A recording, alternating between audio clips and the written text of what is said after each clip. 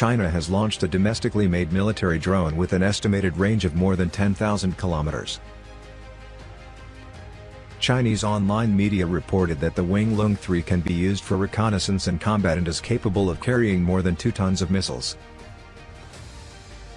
Wenglong 3 was shown to domestic and overseas media for the first time on Sunday, 2 days before the opening of China's largest air show in the southern province of Guangdong.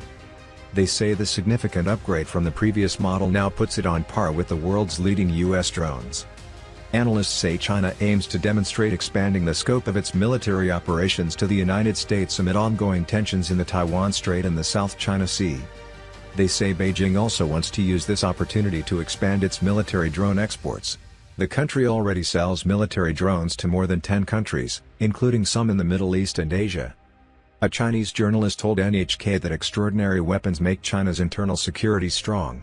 He said their technology would catch up with the US in 5 to 6 years.